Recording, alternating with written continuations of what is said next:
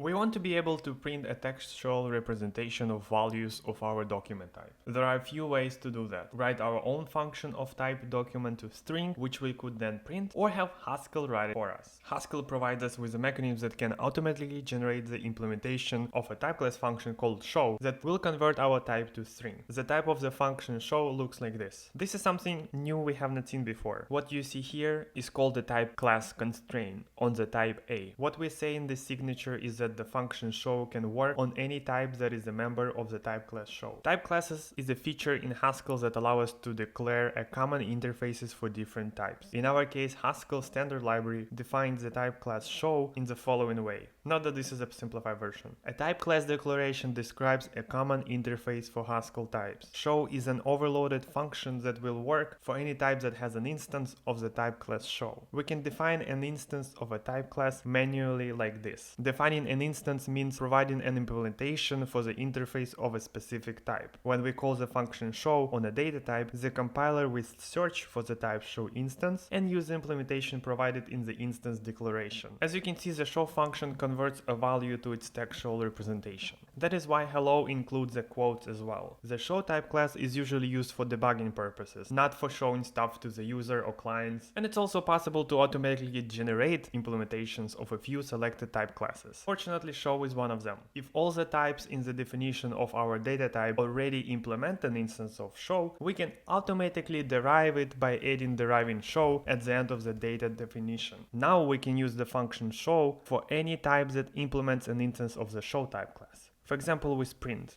The print function first converts our type to a string using show and then writes it to the standard output. So we can now print structures, and because lists also implement show, for any element type that has a show instance, we can now print a document because they are just aliases for list of structures. Ugly, but it works. There are many type classes Haskellers use every day. A couple more are equal for equality and ord for ordering. These are also special type classes that can be derived automatically. Type classes often come with rules or laws that instances should satisfy. The purpose of these laws is to provide predictable behavior across instances. So when we run into a new instance, we can be confident that it will behave in an expected way. And we can write code that works generically for all instances of a type class while expecting them to adhere to these rules. As an example, let's look at semigroup type class. This type class provides a common interface for type with an append operation that can combine two values into one in some way. This type class also mentioned that the append operation should be associative, meaning that these two sides should evaluate to the same result. An example of a lawful instance of semigroup is a list with the append operation which concatenates two strings. Unfortunately, the Haskell type system cannot provide the instances that satisfy these laws, but as a community we often shun unlawful instances. Many data types together with their respective operations can form a semigroup, and instances that don't even have to look similar or have a common analogy metaphor. And this is true for many other type classes as well. Type classes are often just interfaces with laws or expected behaviors, if you will. Approaching them with this mindset can be very liberating. To put it differently, type classes can be used to create abstractions, interfaces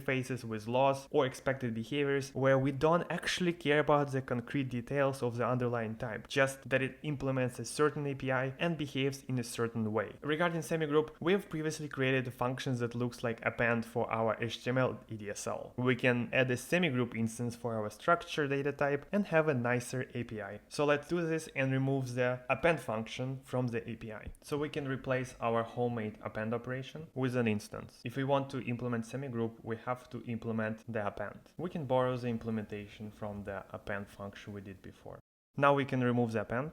We have to remove the export of append function, but we don't need to export anything because the type class instances are exported automatically. The only thing left to do is to replace the usage of append with the append function, and that's it. Previously on partial functions, we mentioned that one way to avoid writing partial functions is to encode the absence of a result using maybe. Maybe is a data type from standard library named base for adding an additional value to a type, the absence of a value. For example, maybe boolean has three values, two with the just constructor to represent regular boolean values just true and just false, and another value, nothing, to represent the absence of a boolean value. We can use maybe to encode the results of head, a function that promises to return the first first element of a list without creating a partial function. SafeHead takes a list of elements and maybe returns an element. This way, when the list is empty, we can return nothing, and when it has at least one element, we can return just of a first element. This function can be found in the data maybe module under the name list2maybe. In order to consume values of type maybe something and other types created with data, we can use pattern matching. We've already seen pattern matching a few times. It's an incredibly versatile feature of Haskell. We can use it to do two main things: deconstruct complex values and control flow. As we've seen when discussing new types, we can use case expressions and function definition to deconstruct a new type.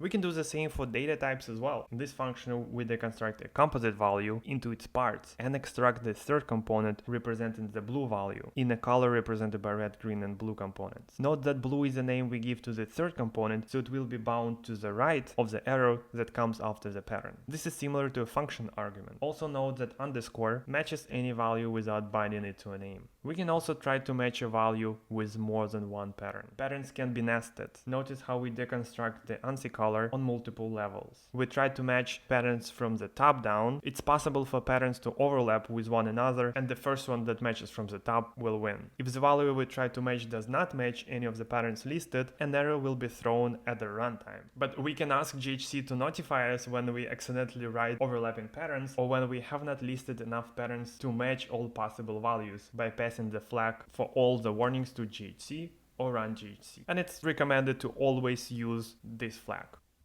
Because linked lists have their own special syntax, we also have special syntax for their pattern match. We can use the same special syntax for creating lists when we pattern match, replacing the elements of the list with patterns. For example, we can write a SafeHead function. If we match on the empty list, we return nothing, and in the console pattern, we'll match any list with at least one element, and in this case, we'll return just of an element.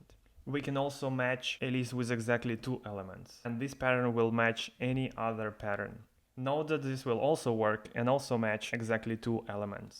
Let's create a function isEmpty that uses list2maybe to check whether a list is empty. We can use list2maybe to convert the list to a maybe. If the list has no head, it means it has no element. Otherwise, we return false. List2maybe is not in the prelude, it's not imported implicitly, and we have to do it explicitly. We don't have to convert it to maybe. We can pattern match and check right away. If the list is empty, we return true, and if it has more than one element, we return false, which we can simplify like this as well. Previously, we wrote a parser that separates documents into different paragraphs. With new features under our belt, we can now remember the exact context we are in, whether it's a text paragraph, a list, a code block, and act accordingly. Let's look again at the parsing code we wrote. Previously, our context, current paragraph, was used to group adjacent lines in a cumulative list. Next, instead of using a list of strings type to denote adjacent line, we can instead use a structure to denote the context. One issue we might have though with representing context with the structure type is that when we start parsing, we don't have any context, but we have learned of a way to represent the absence of a value with a maybe, so our new context type can be maybe structure instead. So let's rewrite our code with new context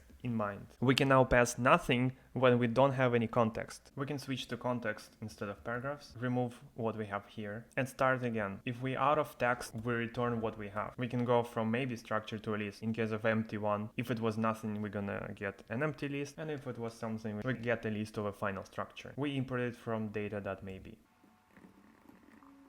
We want to prepend a context to the rest of the documents, but we cannot write context plus the rest of the document because the context has the type maybe structure and not structure, meaning that we might have a structure but maybe not. If we don't have a structure to prepend, we want to return the result of the parsing line as is. So we can write it using pattern matching, or we can write it using the maybe function. The maybe function lets us do the same thing in a more compact way.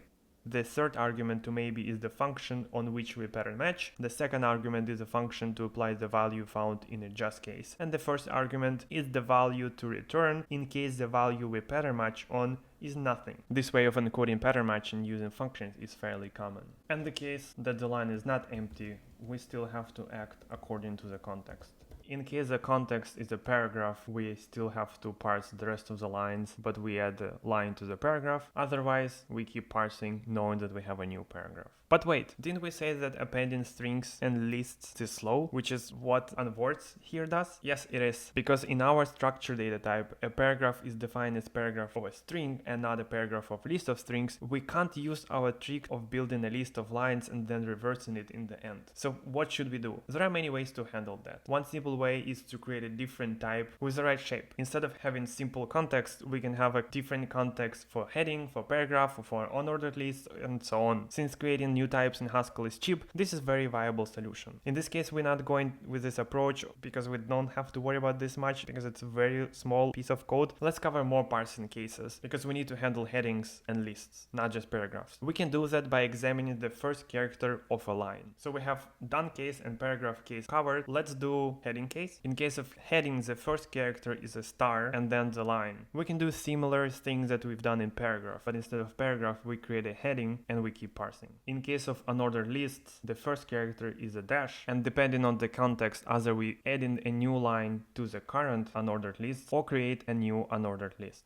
Ordered lists should be, not surprisingly, one hashtag away from unordered lists. The first character is a hashtag, and we either add a line to the current ordered list or create a new ordered list. And coding block sign, add into the current coding block or starting a new coding block. After all of this, how do we know that our parser works correctly? In an earlier chapter, we parsed a few examples of our markup language by hand. Now we can try to test our parser by comparing our solution to our parser. We can derive equals type class for our structured data, so we can compare solution with an equals operator. This is what we have in my document written using Haskell, and this is what we have in simpler using text.